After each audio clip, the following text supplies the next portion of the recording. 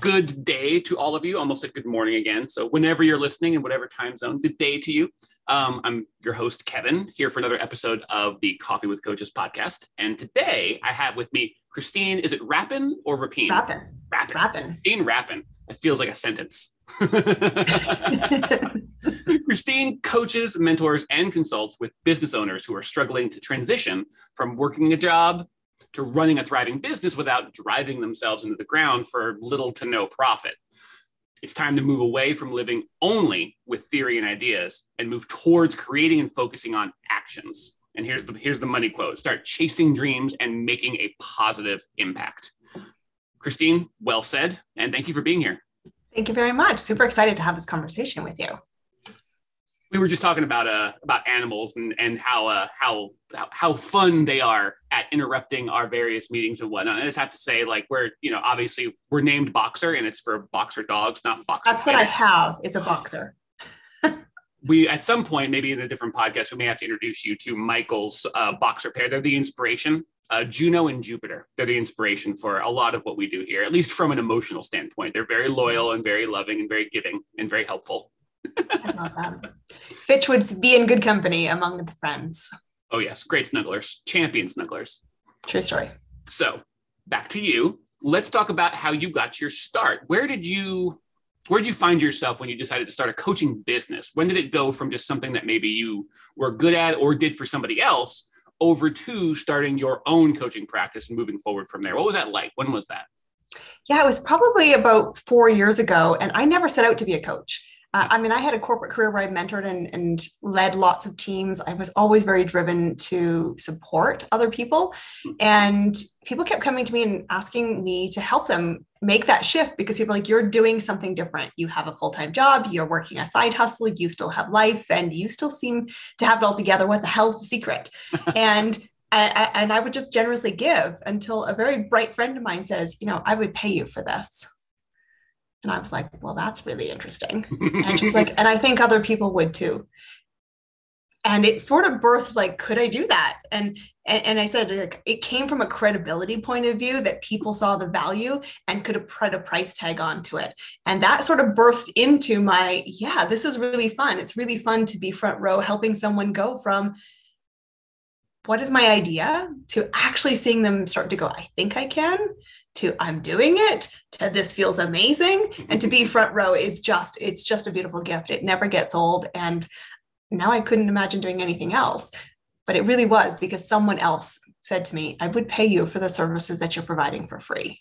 And I thought, if I did that, I could make a bigger impact.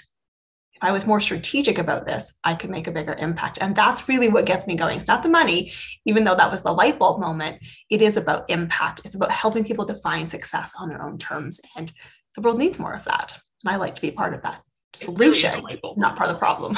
Yeah, it really is like a dawning where it's just like all of a sudden there's just light and you're like, I can do this for a living, and not just for the money. Because like you pointed out very adroitly, it's like, obviously there needs to be a certain amount of money to make it sustainable.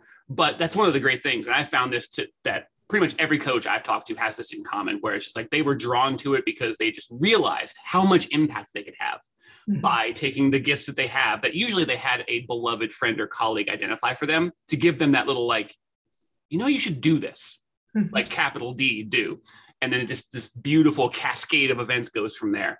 I like the way you phrased that quite a bit.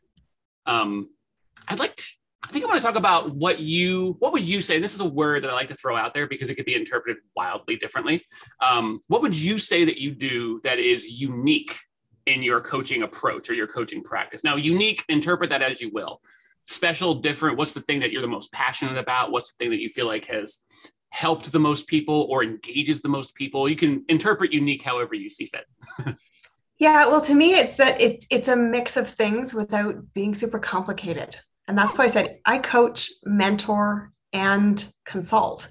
So it isn't a one size fits all. It isn't, I list 10 questions and I work all my clients through that. What makes me different is I've succeeded in business in 9 industries around the world, and everything from startup to big business. I get business, and I can look at something really quickly and draw connections that you might not be able to see. We can identify gaps that you need to fill. And it really comes down to a mix of marketing, teaching you some selling skills, teaching you how to network, figuring out the action plan, but not just the theory. I think like knowledge is everywhere. And good coaches, you know, are the questioning people. They're the truth tellers. They're the foil that reflects back to you.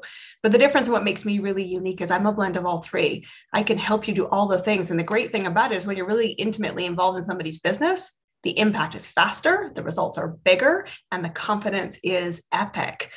That's what makes me different than what a lot of coaches bring to the table. I really love that balance too, because this is something that I've discovered in my personal life. I say discovered, like sort of dawned on me thanks to, you know, good friends or good people in my life, that really it's not so much about this quest for answers, but just like finding better questions and finding people who can help you ask better questions. And like, I just love that your approach is like, of course, there's the toolkit, there's all the stuff that you can know, and the world is filled with knowledge practically falling off the vine at this point. But knowing how to take that, like you said in your bio, like how to take that from just the theory, from the ideas, from that knowledge, and putting it into practice, not just in a generalized way, but in a way that is specific to you. And that's what I love about your approach, is that it is a general tool set, you know, almost borderline common sense concepts, but applied and adapted specifically to someone's needs. It's like, here's the tool set, totally going to make sense to you because you're going to look at it and you're like, oh, of course, duh. But how do I do that for my own life? And then that's where you come in and like fill in those gaps, build those bridges. These analogies, they come up a lot for a reason, because that's exactly what they are. There's just a way to move people from one place to another that they want to go. And you get to be the person who is, like you were saying, on the front row, helping to build those bridges and fill those gaps and guide them across to the other side. It's very powerful. And I take it really to the next level, even with a lot of my clients, because my clients are business owners. Mm-hmm. I actually will go network with you. And that gives me the chance to be seeing you in action. So it's easy to sell back to me, to do it in a safe setting, and to, you know, gain the confidence in a safe space. You do that with any coach. But with me, I'm like, no, we're going to go network together. I want to see you really owning the journey we've been on. And then listening in the audience to other people in the room and helping you potentially not only own it, because owning it is fundamental, but then also saying, if you're so focused on owning it, you might not see where the connections are. And I'll give you a good example. I have two clients that went through a quarterly brainstorming session together. Didn't realize, I'm like, you are clients for each other. And they're like, we didn't see that. I'm like, you serve here, she serves here. Your audience would value what she offers. There's a collaboration there.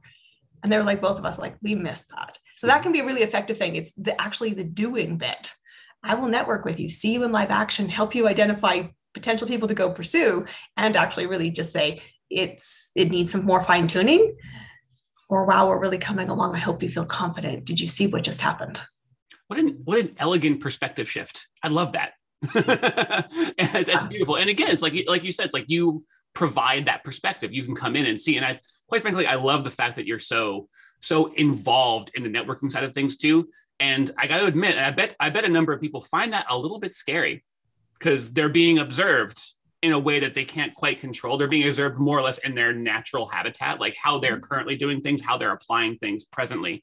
And you get to see, like, they get a little bit exposed, a little bit vulnerable, which of course is key to the coaching client relationship, but still is a little scary sometimes. So I love that you go right into that.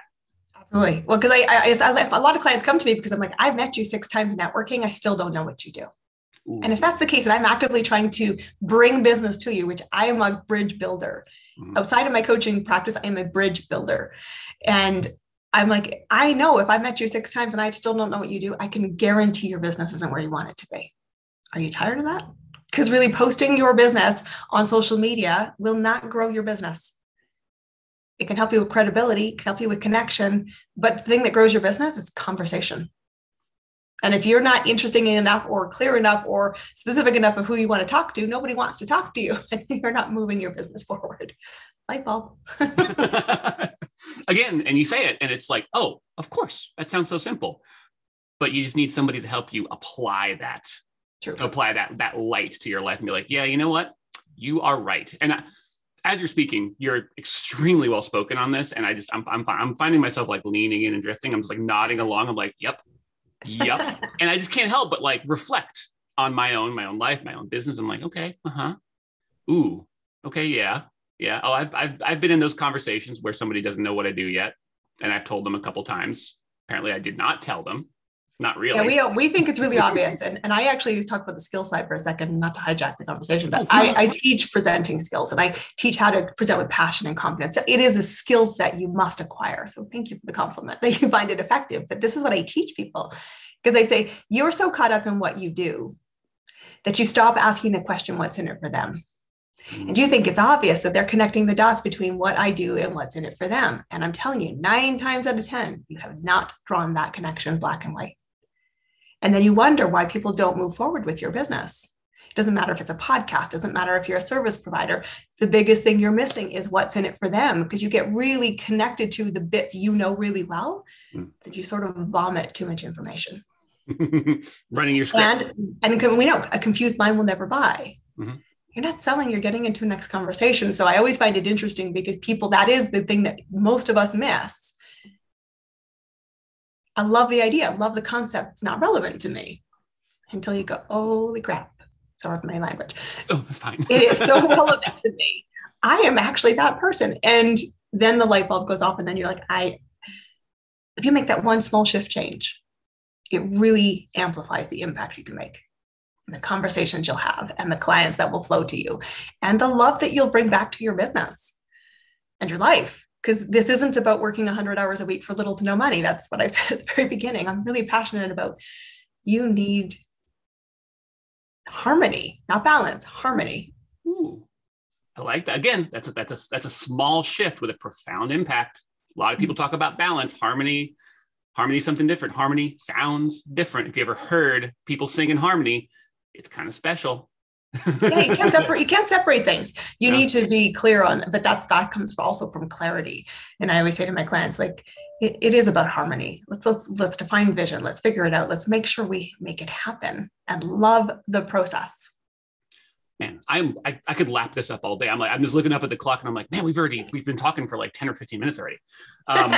I should ask you a couple more pointed questions about what's coming next for your coaching practice. What would you want to what's in development? Do you have any like protocols or any events that you want to promote? I mean, if you're presenting anywhere, I'm probably going to go sign up after this talk. This is, I don't want to like fill your head full of compliments, but yeah, you're extremely good at this. And I can tell that you're good at helping other people become good at it as well. So that'll be my last compliment, I think.